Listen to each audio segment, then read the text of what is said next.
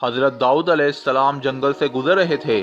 اتنی دیر میں ایک شیر جیسے ہی آپ کی مہک کو محسوس کرتا ہے دوڑتا ہوا آپ کے قریب آتا ہے اور قدموں پہ سر رکھ کے کہتا ہے کہ اے اللہ کے نبی، میں آپ کی زیارت کو آیا ہوں۔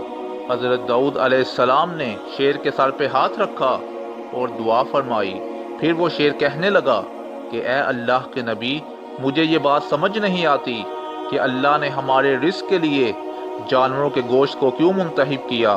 ہم شکار کرتے ہیں اور جانوروں کو کچا کھا جاتے ہیں، اس میں قدرت کا کون سا راز ہے؟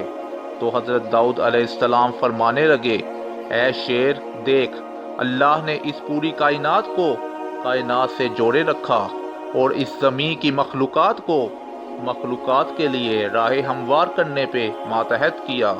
دیکھ، اگر اس زمین پہ سانپ نہ ہوتے تو ہوا میں اتنی بیماریاں پیدا ہو جاتی کہ جاندار کا رہنا مشکل ہو جاتا۔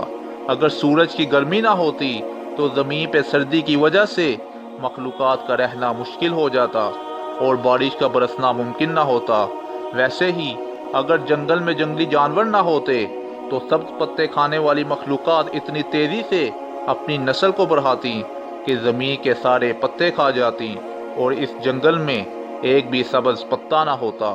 اللہ نے تمہارے رزق کو جانوروں کا گوشت اس لیے منتخب کیا تاکہ تم اپنا رزق حاصل کرنے کے ساتھ ساتھ اس قدرت کی حفاظت بھی کرتے رہو۔ لیکن یاد رکھنا، رزق اتنا ہی کھانا جتنی تمہاری ضرورت ہو۔